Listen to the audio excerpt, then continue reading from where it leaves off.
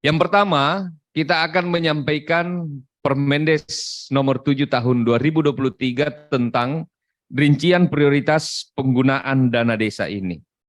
Seperti yang saya kemukakan tadi, Ibu dan Bapak sekalian, ini adalah sebagai amanah peraturan pemerintah nomor 37 tahun 2023, di mana dalam peraturan pemerintah tersebut disebutkan bahwa rincian prioritas penggunaan dana desa disertai dengan petunjuk operasionalnya ditetapkan dengan menteri yang menyelenggarakan urusan pemerintahan di bidang desa, pembangunan daerah tertinggal dan transmigrasi. Dalam hal ini adalah Menteri Desa PDTT. Prioritas penggunaan dana desa ini ditujukan untuk memberikan manfaat sebesar-besarnya bagi masyarakat desa dalam rangka pertama, meningkatkan kesejahteraan masyarakat desa. Yang kedua, dalam rangka peningkatan kualitas hidup masyarakat.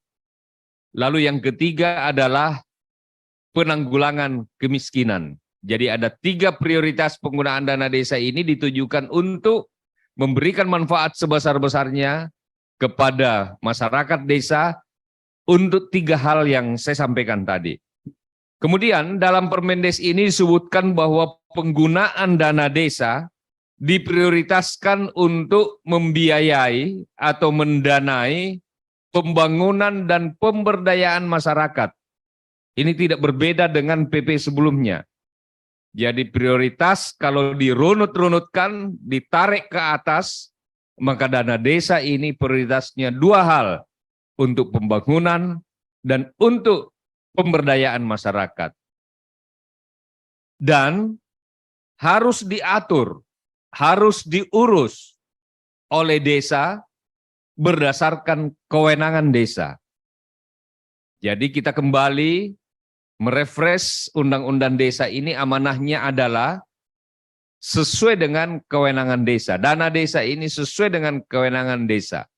Yang kedua adalah diarahkan untuk percepatan pencapaian tujuan pembangunan berkelanjutan, Sustainable Development Goals desa, SDGs desa. Nah, jadi dari 2 prioritas utama ini, yaitu pembangunan dan pemberdayaan, mari kita rinci satu persatu. Untuk pembangunan desa dilaksanakan melalui pertama pemenuhan kebutuhan dasar. Yang kedua untuk pembangunan sarana prasarana desa. Yang ketiga untuk pengembangan potensi ekonomi lokal. Yang keempat adalah untuk pemanfaatan sumber daya alam dan lingkungan secara berkelanjutan. Itu untuk sektor pembangunannya. Bagaimana dengan untuk pemberdayaan masyarakatnya? Dilaksanakan melalui pertama penyelenggaraan promosi kesehatan dan gerakan masyarakat hidup sehat. Yang kedua untuk penguatan partisipasi masyarakat dalam perencanaan, pelaksanaan, pengawasan pembangunan desa. Yang ketiga, pengembangan kapasitas ekonomi produktif dan kewirausahaan masyarakat desa. Keempat, untuk pengembangan seni budaya lokal yang ada di desa. Yang kelima, untuk penguatan kapasitas masyarakat dalam rangka mitigasi dan penanganan bencana alam dan non-alam. Dari 2 sektor ini, pembangunan dan pemberdayaan masyarakat, pertama adalah untuk pembangunan dulu, pemenuhan kebutuhan dasar. Apa saja yang bisa dibiayai dari dana desa untuk turunan dari pembangunan desa tadi. Pertama adalah pemenuhan kebutuhan dasar. Untuk pemenuhan kebutuhan dasar ini, dana desa dapat dipakai untuk pencegahan dan penurunan stunting di desa. Pencegahan dan penurunan stunting di desa. Tetapi judul utamanya tadi, semua ini bisa dilaksanakan sesuai dengan kewenangan desa. Yang kedua adalah perluasan akses layanan kesehatan. Yang ketiga adalah penguatan ketahanan pangan, nabati, dan hewani. Lalu keempat adalah untuk program-program terkait penurunan beban pengeluaran masyarakat miskin. Poin kedua adalah untuk pembangunan sarana prasarana desa. Maka dana desa dapat dipakai atau digunakan untuk pembangunan sarana prasarana pendataan desa, pembangunan sarana prasarana dalam rangka pengentasan kemiskinan dan kawasan-kawasan kumuh yang ada di desa, untuk pembangunan sarana prasarana pengembangan listrik alternatif. Listrik alternatif ini maksudnya adalah listrik yang belum desa yang belum dialiri listrik, misalnya listrik PLN dan seterusnya. Maka sarana prasarana listrik alternatif seperti genset dan seterusnya, listrik ala desa dapat menggunakan dana desa. Pembangunan sarana prasarana transportasi, pembangunan sarana prasarana informasi dan komunikasi, pembangunan sarana prasarana dalam rangka peningkatan kualitas SDM desa, pembangunan sarana prasarana dalam rangka peningkatan keterlibatan masyarakat secara menyeluruh dalam pembangunan pemberdayaan masyarakat. Ini untuk kaum difabel contohnya. Pembangunan sarana prasarana dalam rangka mitigasi lokal. Dana desa dapat dipakai atau digunakan untuk pendirian, pengembangan, peningkatan kapasitas pengelolaan BUMDes, Badan Usaha Milik Desa, atau BUMDesma, Badan Usaha Milik Desa Bersama. Yang kedua adalah dana desa dapat digunakan untuk pengembangan usaha ekonomi produktif yang diutamakan dikelola oleh Badan Usaha Milik Desa, BUMDes atau BUMDesma. Kemudian yang ketiga adalah untuk pengembangan desa wisata. Pemanfaatan sumber daya alam dan lingkungan secara berkelanjutan, dana desa dapat dimanfaatkan atau digunakan untuk pemanfaatan energi terbarukan, pengelolaan lingkungan desa, dan pelestarian sumber daya alam desa. Kemudian berikutnya untuk penyelenggaraan promosi kesehatan dan gerakan masyarakat hidup sehat, dana desa dapat digunakan untuk penyelenggaraan promosi kesehatan dan gerakan masyarakat hidup sehat dalam rangka pencegahan dan penurunan stunting yang ada di desa. Dana desa dapat pula digunakan untuk penyelenggaraan promosi kesehatan dan gerakan masyarakat hidup sehat dalam rangka penanggulangan penyakit menular dan penyakit tidak menular. Dana desa juga dapat digunakan untuk penyelenggaraan promosi kesehatan dan gerakan masyarakat hidup sehat dalam rangka optimalisasi pelaksanaan program JKN. Dana desa juga dapat digunakan untuk penyelenggaraan promosi kesehatan dan gerakan masyarakat hidup sehat dalam rangka pencegahan dan pemberantasan penyalahgunaan dan peredaran gelap narkotika dan prekursor narkotika. Kemudian kita masuk ke, ini sudah bagian yang kedua dari tadi, untuk pemberdayaan masyarakat. Jadi untuk pemberdayaan masyarakat, poin keduanya ini adalah dana desa dapat digunakan untuk penguatan partisipasi masyarakat, mulai dari perencanaan, pelaksanaan, sampai dengan pengawasan pembangunan yang ada di desa. Bisa dalam bentuk penguatan partisipasi masyarakat dalam rangka perbaikan konsolidasi data SDGs, bisa untuk penguatan partisipasi masyarakat dalam ketahanan pangan dan hewani, bisa untuk penguatan keterlibatan masyarakat secara menyeluruh dalam pembangunan dan pemberdayaan masyarakat desa, dapat dengan peningkatan kualitas sumber daya manusia warga masyarakat desa dan penguatan partisipasi masyarakat dalam rangka pengembangan listrik alternatif di desa untuk mewujudkan desa berenergi bersih dan terbarukan. Lalu Ibu dan Bapak sekalian, kita masuk pada poin berikutnya, pengembangan kapasitas ekonomi produktif dan kewirausahaan masyarakat desa.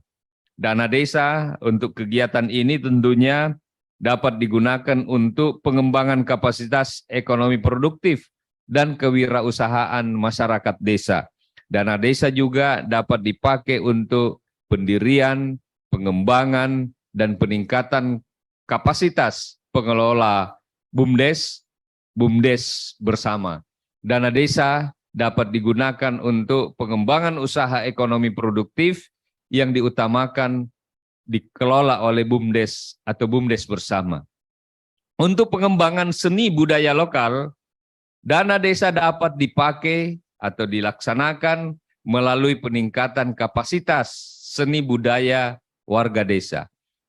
Kemudian berikutnya adalah penguatan kapasitas masyarakat dalam rangka mitigasi dan penanganan bencana alam non-alam, maka dana desa dapat digunakan untuk penguatan dan fasilitasi masyarakat desa dalam kesiapsiagaan menghadapi tanggap darurat bencana alam dan non-alam atau kejadian luar biasa.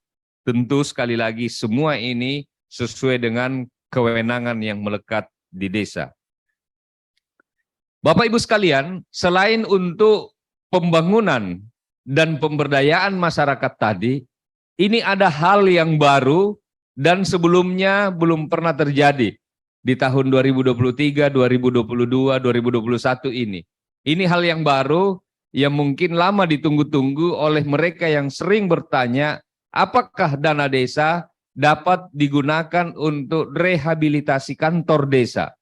Kalau sebelum-sebelumnya kita tidak akomodir, tetapi dari banyaknya masukan dan evaluasi kami di Kementerian Desa Pembangunan Daerah Tertinggal dan Transmigrasi, kemudian mengambil kebijakan bahwa penggunaan dana desa di luar prioritas penggunaan dana desa ini juga dimungkinkan untuk hal ini. Bahwa penggunaan dana desa memang tidak diperbolehkan untuk pembangunan kantor kepala desa, balai desa atau tempat ibadah, kecuali mereka atau desa yang telah berstatus desa mandiri. Kenapa kebijakan ini diambil? Karena desa mandiri tentu orientasinya lebih dominan kepada pelayanan, kepada warga yang membutuhkan apakah itu pelayanan administratif dan lain-lain di kantor, sehingga sangat berbeda dengan orientasi yang dilakukan, pendekatan pembangunan yang dilakukan oleh desa-desa tertinggal dan desa sangat tertinggal. Sehingga desa yang berstatus mandiri, kami berikan kesempatan manakala dibutuhkan dapat menggunakan dana desanya untuk rehabilitasi atau perbaikan ringan kantor kepala desa atau balai desa yang ketentuannya adalah pertama, maksimal dana yang digunakan adalah 10% dari total pagu anggaran.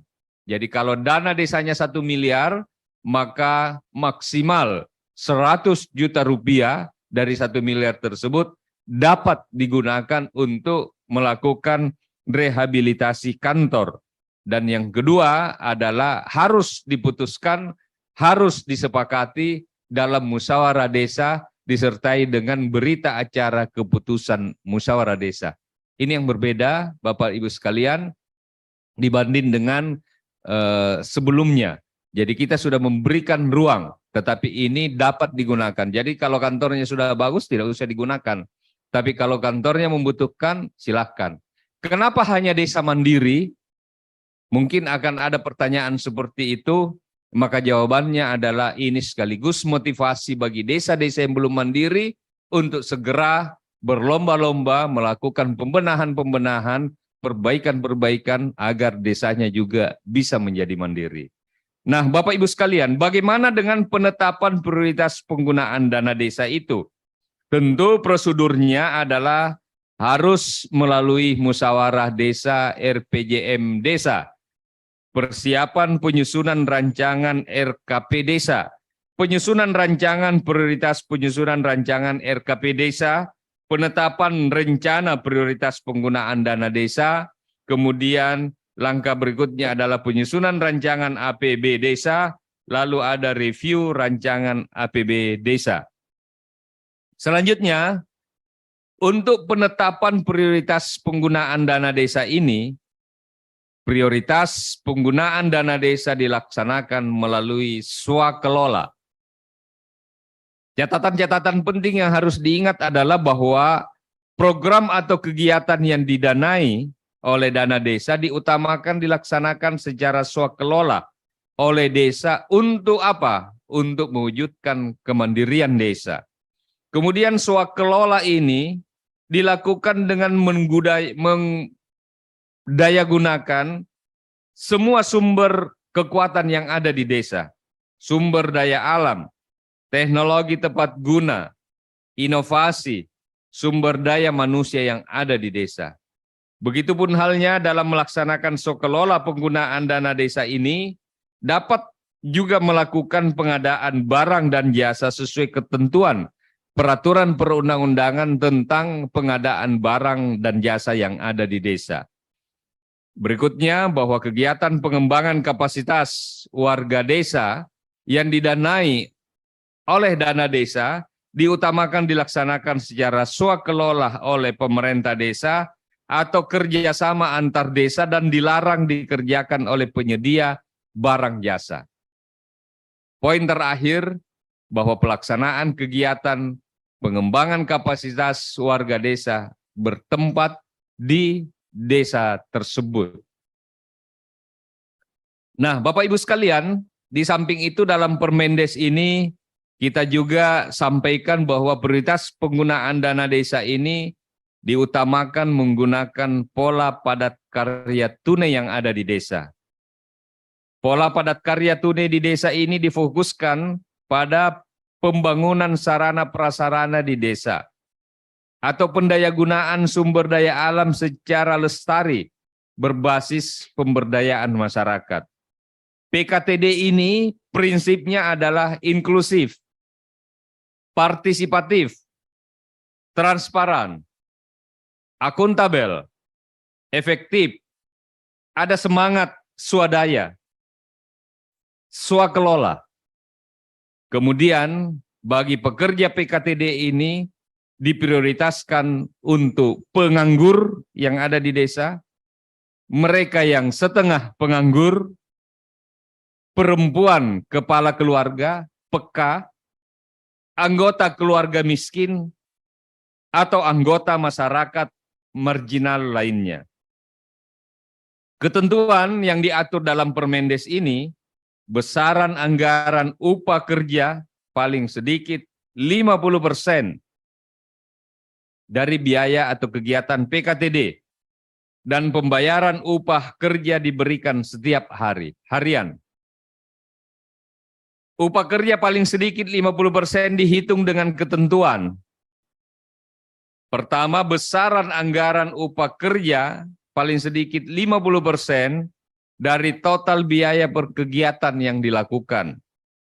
Upah kerja paling sedikit 50% mencakup pembayaran tenaga kerja untuk mengangkut bahan material untuk bangunan, penyiapan lokasi bangunan, pelaksanaan kegiatan pembangunan.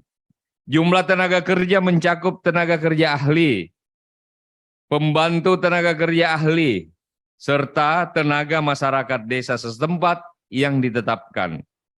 Sedangkan besaran upah kerja dihitung berdasarkan batas bawah dan batas atas upah kerja yang ditentukan berdasarkan hasil musyawarah desa. Mengenai nilai batas atas upah kerja di bawah upah minimum provinsi, besaran upah dapat diatur lebih lanjut dalam peraturan bupati, wali kota, atau menggunakan hasil musyawarah desa yang mengacu pada sasaran tenaga kerja setempat. Jadi kalau tidak ada atau belum ada peraturan bupatinya, dapat menggunakan hasil musyawarah desa yang disesuaikan dengan sasaran tenaga kerja setempat. Disesuaikan dengan kondisi real yang ada di masyarakat. Untuk jenis kegiatan PKTD ini, kita pun sudah merinci. Pertama untuk pertanian perkebunan untuk ketahanan pangan. Dana desa dapat digunakan untuk pemanfaatan lahan kosong milik desa untuk tanaman pangan, tanaman perkebunan. Dana desa dapat digunakan untuk pemanfaatan lahan kosong milik warga, untuk penanaman sayuran, dan lain-lain sebagainya. Dana desa dapat digunakan untuk penanaman tumpang sari tanaman pokok di lahan perkebunan, untuk perikanan, meliputi pemasangan atau perawatan keramba bersama, bagi hasil budidaya air tawar melalui badan usaha milik desa, BUMDes, BUMDesma. Juga dapat dana desa ini dipakai untuk membersihkan tempat pelelangan ikan, tempat penjualan ikan yang dikelola oleh BUMDes atau BUMDesma. Di sektor peternakan, dana desa dapat digunakan untuk membersihkan kandang milik BUMDes, BUMDesma.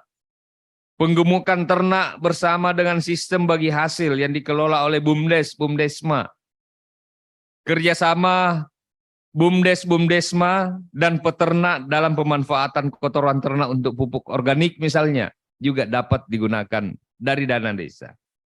Untuk wisata desa atau desa wisata, dana desa dapat dipakai untuk kebersihan tempat wisata yang dikelola BUMDes, BUMDesma.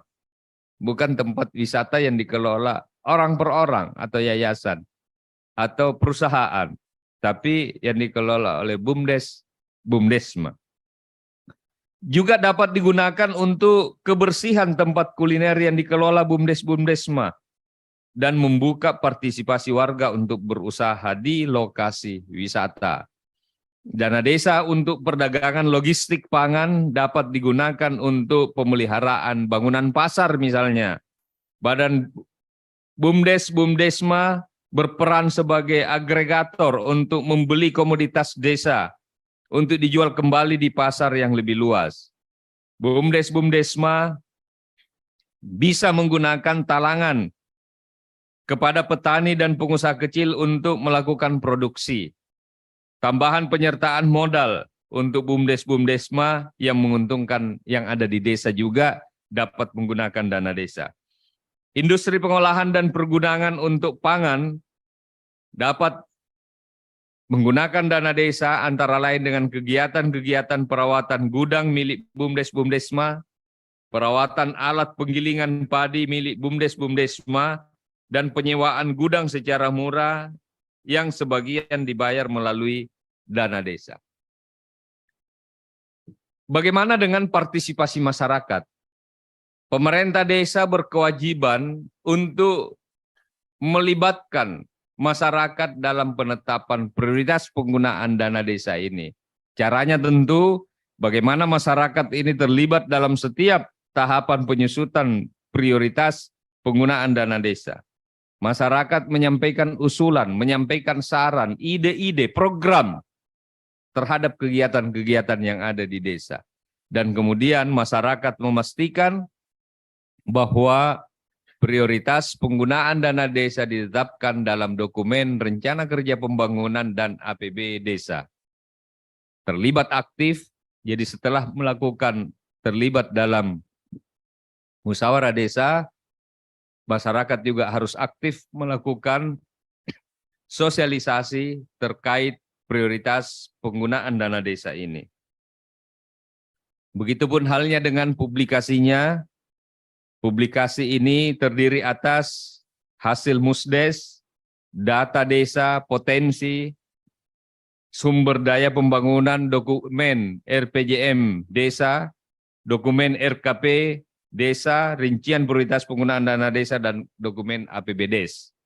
Publikasi ini minimal memuat nama kegiatan, lokasi kegiatan, dan besaran anggaran.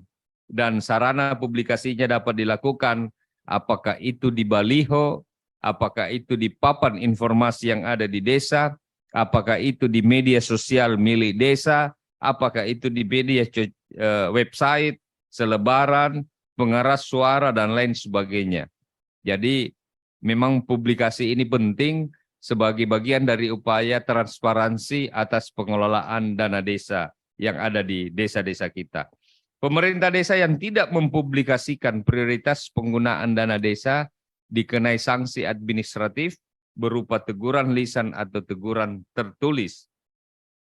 Sanksi administratif diberikan oleh Bupati Wali Kota berdasarkan laporan hasil pengawasan Badan Permusyawaratan Desa BPD atau laporan pengaduan masyarakat desa.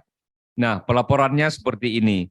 Kepala desa menyampaikan laporan penetapan prioritas penggunaan dana desa kepada Menteri dalam bentuk dokumen digital menggunakan SID, Sistem Informasi Desa yang disediakan oleh Kemendes PDTT. Laporan ini dilakukan paling lambat 1 bulan terhitung sejak rencana kerja pembangunan desa ditetapkan. Kemudian laporan prioritasnya ini memuat dokumen-dokumen seperti peraturan desa tentang RKP desa dan peraturan desa tentang APBDes.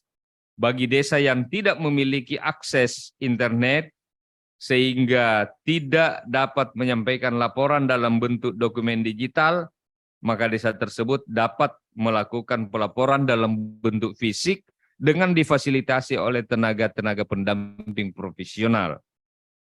Kemudian tenaga pendamping profesional secara berjenjang menyampaikan laporan penetapan prioritas penggunaan dana desa kepada Menteri, Pembangunan Desa, Pembangunan Daerah Tertinggal dan Transmigrasi melalui unit kerja yang membidangi urusan pendamping masyarakat desa, dan kemudian laporan tersebut diteruskan ke unit kerja yang membidangi urusan dana desa.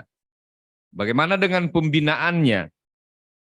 Pembinaan dapat dibantu oleh perangkat daerah. Karena kita di Kementerian Desa tidak mungkin melakukan pembinaan kepada 75.000 lebih desa seluruh Indonesia dari Sabang sampai Merauke. Jadi pembinaan ini menurut Permendes dapat dibantu oleh perangkat daerah atau tenaga pendamping profesional sesuai ketentuan peraturan perundang-undangan.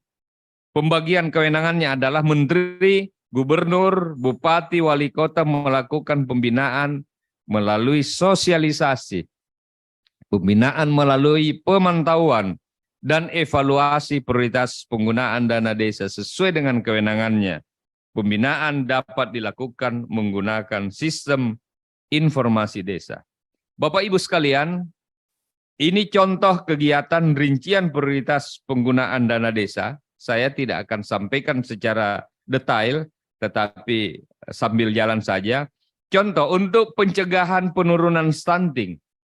Jadi pencegahan penurunan stunting ini bisa untuk pemberian makanan tambahan yang beragam bergizi seimbang, berbasis potensi sumber daya lokal bagi anak usia 5 tahun dan ibu hamil. Bisa juga untuk penyediaan, pemeliharaan, pengembangan sarana air minum, sanitasi yang aman, dan seterusnya. Ini adalah contoh-contohnya. Kemudian materi ini bisa di-share kalau untuk bisa dicermati lebih dalam lagi oleh teman-teman kepala desa dan kadis seluruh Indonesia.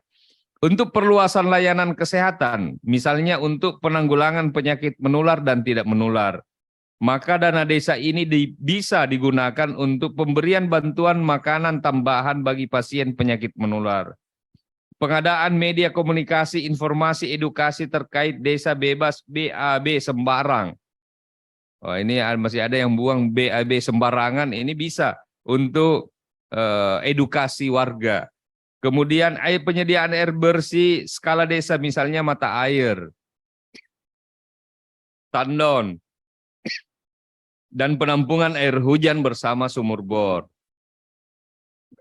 Bapak Ibu sekalian, untuk pencegahan dan pemberantasan penyalahgunaan peredaran narkoba prekursor, dana desa dapat dipakai untuk komunikasi, informasi, edukasi, pelaksanaan festival olahraga bersama di desa. Mohon maaf Bapak Ibu sekalian.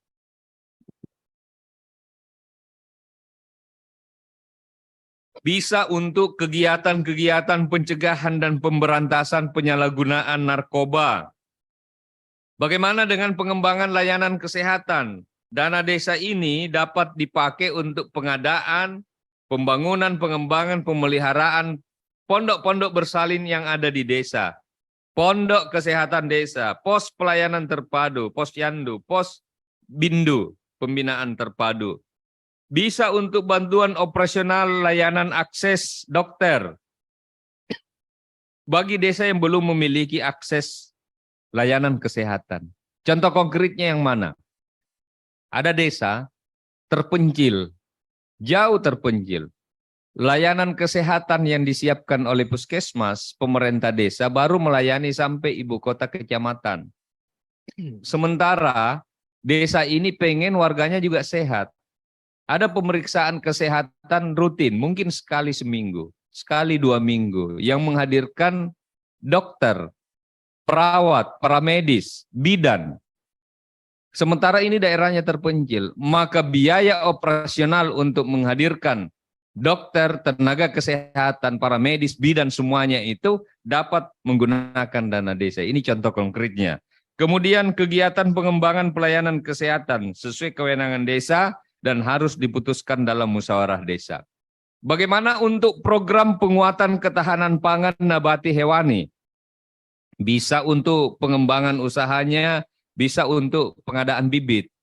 Jadi bibit ini atau benih bisa menggunakan dana desa. Pemanfaatan lahan untuk kebun bibit benih bisa menggunakan dana desa. Penyediaan pakan untuk peternakan perikanan dapat menggunakan dari dana desa. Pengembangan pakan ternak alternatif dan seterusnya sampai dengan pemanfaatan lahan pertanian dan seterusnya ini bisa menggunakan dana desa. Bagaimana dengan pengelolaan pasca panen? Bagaimana dengan pengembangan pertanian keluarga, pekarangan pangan lestari, hidroponik, bioponik, pengembangan pengelolaan lumbung pangan yang ada di desa, baik pembangunannya ataupun pembangunan sarana prasarana atau pemeliharaan infrastruktur terkait dengan pengelolaan lumbung pangan yang ada di desa. Pengembangan usaha atau unit usaha desa yang dikelola oleh BUMDes terkait pangan nabati hewani termasuk tidak terbatas pada penguatan penyertaan modal. Kemudian penguatan ketahanan pangan lainnya sesuai dengan kewenangan desa dan sekali lagi kuncinya harus diputuskan melalui musyawarah desa. Dana desa juga dapat dipakai untuk penurunan beban pengeluaran masyarakat miskin.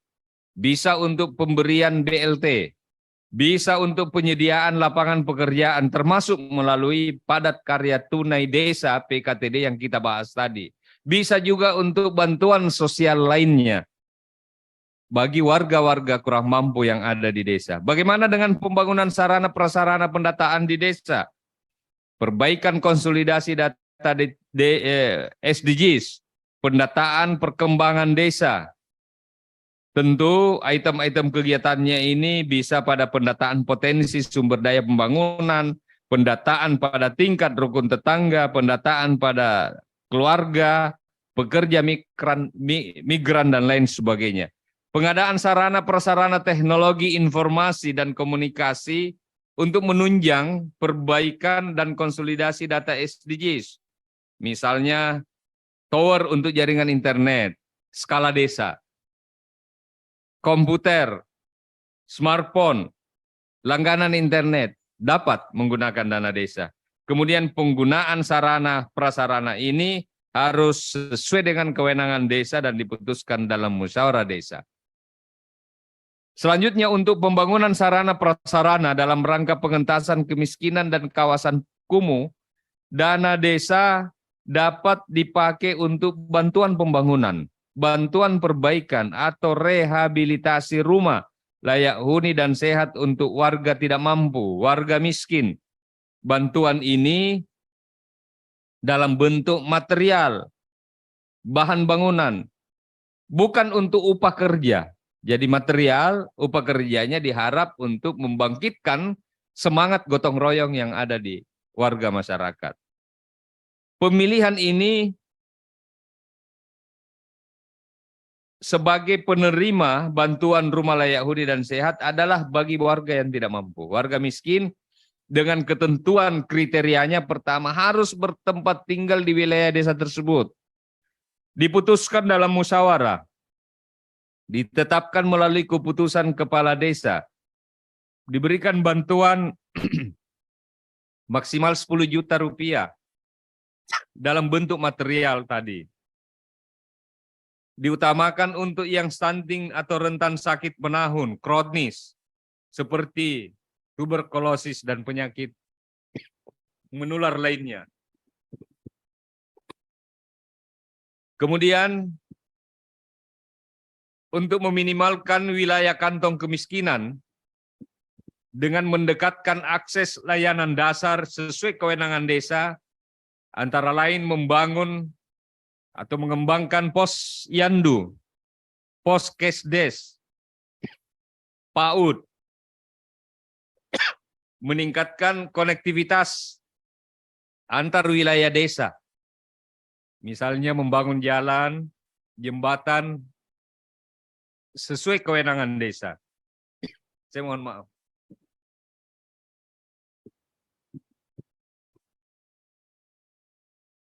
Mohon maaf Bapak Ibu sekalian, ini agak panjang materinya karena akan menyampaikan semua rinciannya. Kemudian untuk peningkatan pendapatan antara lain, pemberdayaan usaha mikro, kecil, menengah, pengembangan ekonomi lokal, dan penyediaan akses pekerjaan. Pembangunan, perbaikan, rehabilitasi, drainase, gotong royong, gorong-gorong, selokan, parit, box, slab culvert yang ada di desa. Pembangunan sarana prasarana dalam rangka pengentasan kemiskinan kawasan kumuh sesuai kewenangan desa dan diputuskan dalam musyawarah desa. Untuk pembangunan sarana prasarana pengembangan listrik alternatif, bisa dana desa ini dipakai untuk pembangkit listrik tenaga mikrohidro, untuk tenaga biodiesel, matahari, tenaga matahari atau panel surya, pembangkit listrik tenaga angin, kincir air, instalasi biogas. Tentu ini disesuaikan dengan kondisi dan kesesuaian yang ada di desa tersebut. Sementara untuk sarana prasarana transportasi dapat digunakan dana desa untuk misalnya perahu, ketinting bagi desa-desa kepulauan dan kawasan daerah aliran sungai, bisa untuk tambatan perahu, dermaga apung, tambat apung, jalan permukiman, jalan poros desa, rabat beton, jembatan desa, gotong royong, sarana prasarana transportasi lainnya yang dibahas disepakati dalam musyawarah desa. Kemudian untuk pembangunan sarana prasarana informasi dan komunikasi melalui pengadaan, pemanfaatan, pemeliharaan sarana prasarana informasi komunikasi, dana desa dapat digunakan untuk jaringan internet bagi warga desa, website desa, peralatan pengeras suara, loudspeaker, radio, single side band, SSB. Karena desa-desa kita bagi perkotaan ini sudah tidak ada, tapi di desa masih ada yang menggunakan alat ini. Radio komunitas, penyelenggaraan informasi publik seperti pembuatan poster baliho, informasi penetapan laporan pertanggungjawaban APBD untuk warga. Sarana prasarana ini harus sesuai kewenangan desa dan diputuskan dalam musdes. Sementara untuk pembangunan sarana prasarana dalam rangka peningkatan kualitas SDM desa, pembangunan, pengembangan, pemeliharaan sarana prasarana desa, taman bacaan masyarakat, sanggar belajar, termasuk pengadaan buku dan bacaan lainnya. Dana desa juga dapat digunakan untuk pembangunan, pengembangan, pemeliharaan sarana prasarana pendidikan anak usia dini, termasuk buku, peralatan belajar, alat peraga edukatif, dan wahana permainan. Bisa juga menggunakan untuk pembangunan, pengembangan, pemeliharaan sarana prasarana taman belajar keagamaan, pembangunan, pengembangan, pemeliharaan sarana prasarana olahraga, keterampilan, adat atau budaya seperti taman seni, galeri atau museum desa, cagar budaya, dan lain sebagainya yang level-level desa. Pembangunan, pengembangan, pemeliharaan balai pelatihan untuk kegiatan masyarakat. Ini beberapa contohnya. Kemudian untuk pembangunan sarana prasarana dalam rangka peningkatan keterlibatan masyarakat secara menyeluruh dalam pembangunan pemberdayaan masyarakat, dana desa bisa dipakai untuk pendataan penduduk rentan, bisa dipakai untuk pemeliharaan fasilitas drama penyandang disabilitas, bisa untuk bantuan operasional penyelenggaraan musdes warga miskin, warga penyandang disabilitas, perempuan dan anak, bisa juga untuk pengembangan forum anak desa sebagai pusat kemasyarakatan dan wadah partisipasi warga. Kemudian untuk pembangunan sarana prasarana dalam rangka mitigasi penanganan bencana alam ini bisa untuk pengadaan, pengembangan, pemeliharaan sarpras. Kejadian luar biasa lainnya meliputi pembuatan terasering, pembangunan talut, rehabilitasi kawasan mangrove, penanaman bako, dan lain sebagainya. Sementara untuk pengadaan, pembangunan, pengembangan, pemeliharaan sarpras, bencana alam, kejadian luar biasa lainnya seperti pembuatan peta potensi rawan bencana di desa, alat pemadam api ringan, pertolongan pertama pada kecelakaan untuk bencana, pembangunan jalan evakuasi, dan lain sebagainya, ini semua kita muat dalam Permendes. Jadi ini adalah menu-menu umum yang bisa dipilih oleh desa dalam musyawarah desa di dalam pemanfaatan dan penggunaan dana desanya. Untuk perubahan iklim bencana, bisa untuk pembangunan sumur bor, sumur pompa, bisa untuk penampung permanen, perembesan air, bisa untuk pembuatan kebun hortikultura dan lain sebagainya. Sementara untuk non-alam, antara lain menyediakan kebutuhan logistik warga miskin terdampak endemik, terdampak wabah atau virus bakteri seperti malaria, demam berdarah, kolera, disentri, penyakit menular lainnya yang sudah menjadi epidemik. Bisa untuk fogging bagi daerah-daerah atau desa yang membutuhkan fogging atau disinfektan untuk mencegah malaria serta demam berdarah. Dan seterusnya, ini semua pilihan-pilihan menunya. Kemudian bagaimana dengan pendirian, pengembangan, peningkatan kapasitas pengelolaan badan usaha milik desa-desa bersama, bisa untuk pendirian BUMDes-BUMDesma, penyertaan modalnya bisa, pengembangan usahanya juga bisa. Pengembangan usaha ini bukan hanya yang ada di sekitar kita seperti pertanian, tapi melingkupi semua hal, termasuk pengolahan hutan desa, usaha hutan desa, hutan adat, air minum, dan lain sebagainya. Untuk pengembangan usaha ekonomi produktif yang diutamakan dikelola oleh BUMDes-BUMDes bersama, di bidang pertanian, perkebunan juga dapat digunakan dengan dana desa, di bidang jasa, bidang sarana prasarana, pemanfaatan potensi wilayah, pengelolaan hutan untuk menjadi sumber tanah objek reforma agraria, bisa untuk pemanfaatan teknologi tepat guna ramah lingkungan dan berkelanjutan, bisa untuk pembangunan showroom atau wisma, pamer produk desa untuk para pelaku industri desa, dan lain-lain kegiatan lainnya. Untuk pengembangan desa wisata, dana desa ini dapat digunakan untuk pengadaan, untuk pembangunan, untuk pemanfaatan, pemeliharaan, seperti gazebo, pondok wisata, homestay yang ada di desa. Bisa juga untuk pengembangan investasi desa wisata, bisa untuk pengembangan kerjasama antar desa, dan sekali lagi ini harus diputuskan dalam musyawarah sesuai dengan kewenangan yang ada di desa. Pemanfaatan energi terbarukan, pengelolaan lingkungan desa, pelestarian sumber daya alam yang ada di desa juga dapat menggunakan dana desa sesuai dengan contoh-contoh yang ada di slide ini. Pencegahan dan penurunan stunting, bisa dana desa ini dipakai untuk pelatihan kesehatan ibu dan anak, bisa untuk penyuluhan, konseling gizi, peningkatan akses perlindungan sosial, upaya pencegahan perkawinan dini, pelatihan pangan sehat aman dan seterusnya, rembuk stunting, peningkatan kapasitas kader pembangunan manusia, dan lain sebagainya. Bagaimana dengan contoh untuk penanggulangan penyakit menular, penyakit tidak menular? Bisa dipakai untuk komunikasi, informasi, edukasi tentang perilaku hidup bersih, sehat, konsumsi gizi seimbang, dan lain sebagainya. Bagaimana dengan optimalisasi program jaminan kesehatan nasional? Ini yang banyak pertanyaan. Apakah dana desa boleh untuk premi BPJS? Pada kesempatan ini saya sampaikan bahwa dana desa untuk program jaminan kesehatan nasional ini tidak diperbolehkan untuk pembayaran premi BPJS kesehatan. Tapi yang dapat digunakan menggunakan dana desa ini adalah sosialisasi dan promosinya.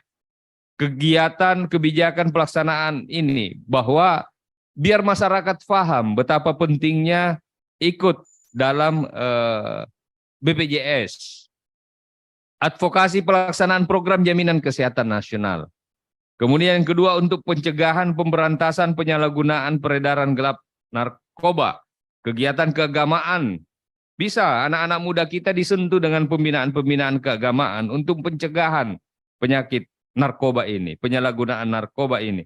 Bisa untuk penyuluhan, bisa untuk sosialisasi, seminar tentang bahaya narkoba, dan lain-lain. Kemudian bagaimana dengan penguatan partisipasi masyarakat dalam rangka perbaikan dan konsolidasi dasa? Penguatan partisipasi masyarakat dalam ketahanan pangan nabati hewani, peningkatan kualitas SDM warga desa. Nah, Bapak Ibu sekalian, peningkatan keterlibatan masyarakat secara menyeluruh dalam pembangunan pemberdayaan masyarakat desa, juga dengan kegiatan-kegiatan seperti yang terurai ini dapat menggunakan dana desa. Penguatan partisipasi masyarakat dalam rangka pengembangan listrik alternatif. Kemudian pengembangan kapasitas ekonomi produktif kewirausahaan di desa. Pendirian, pengembangan, peningkatan kapasitas pengolahan BUMDes bersama. Begitupun halnya pengembangan usaha ekonomi produktif, mulai dari pelatihannya, sampai dengan pelatihan e-marketingnya, pembuatan websitenya, dan seterusnya ini dapat menggunakan dana desa.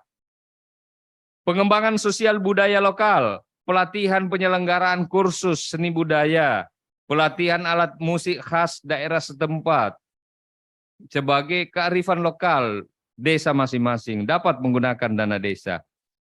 Untuk penguatan fasilitasi masyarakat desa seperti kegiatan sosialisasi, pengetahuan, pemahaman masyarakat terhadap bencana alam juga bisa untuk bagian dari kegiatan-kegiatan pemberdayaan masyarakat.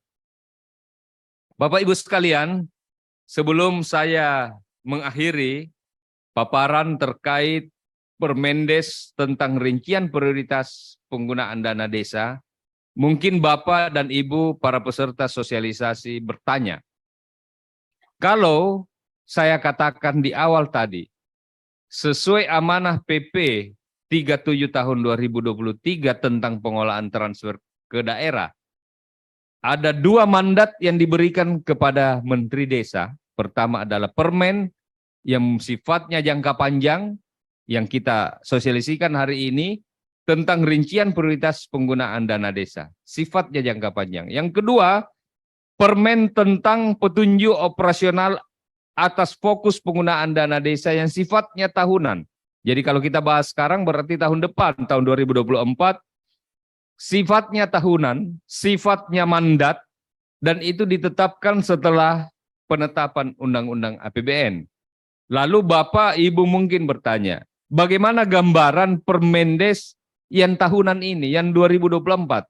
Yang menurut saya tadi saat ini sedang dimintakan jadwal harmonisasi di Kementerian Hukum dan HAM. Ini hanya sifatnya mandatori dan mempertegas apa yang ditetapkan dalam Undang-Undang APBN.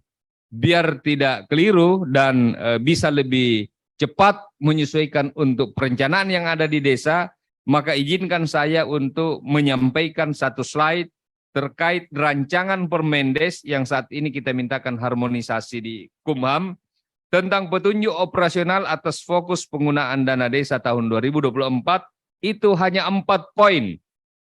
Pertama adalah penanganan kemiskinan ekstrim berupa BLT, bantuan langsung tunai dana desa, paling tinggi 25% dari pagu dana desa.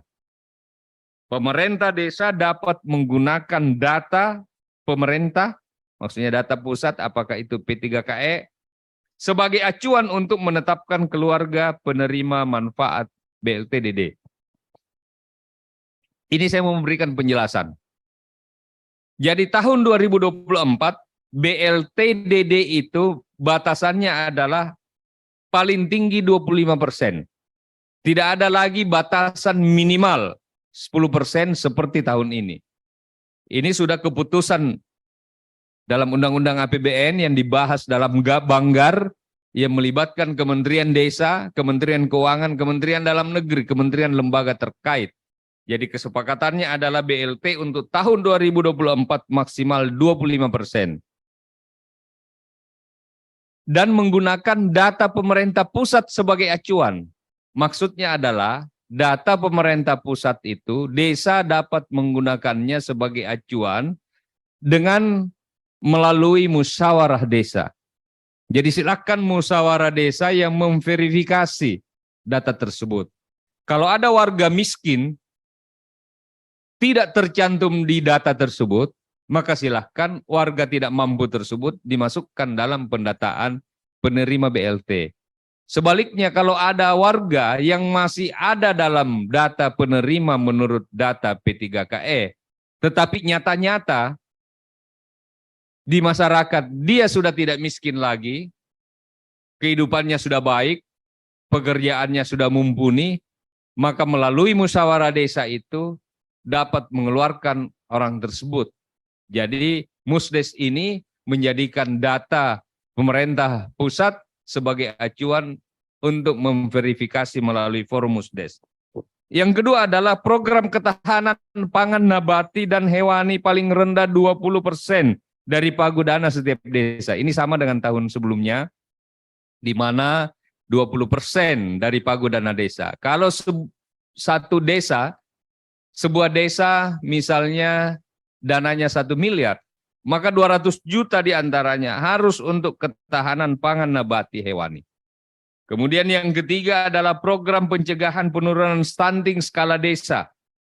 Ini tidak ada batasannya berapa persen, tapi ini adalah menu yang harus menjadi fokus perhatian pemerintah desa, warga desa, bahwa pencegahan penurunan stunting skala desa juga wajib dibiayai dengan menggunakan dana desa. Tetapi saya ingin memberikan catatan tersendiri terkait penurunan stunting. Tidak usah terlalu banyak rapat-rapat terkait stunting tapi tidak pernah beli telur untuk warga yang rawan stunting. Jadi penggunaan dana desanya ini harusnya lebih pro kepada upaya-upaya nyata untuk penanggulangan, penurunan, pencegahan dan penurunan stunting yang ada di desa. Yang keempat, program sektor prioritas di desa melalui bantuan permodalan BUMDes-BUMDesma serta program pengembangan desa sesuai potensi dan karakteristik desa. Bapak Ibu sekalian, itu yang saya sampaikan terkait Permendes tentang rincian prioritas penggunaan dana desa, yang sekali lagi Permendes ini berlaku untuk jangka lama dan kemudian dalam waktu yang tidak lama lagi akan kita munculkan lagi satu Permendes yang membahas fokusnya untuk 2024 nanti, sifatnya tahunan, yang tentu menyesuaikan dengan Undang-Undang APBN yang baru yang sudah terbit. Saya pikir ini yang saya sampaikan.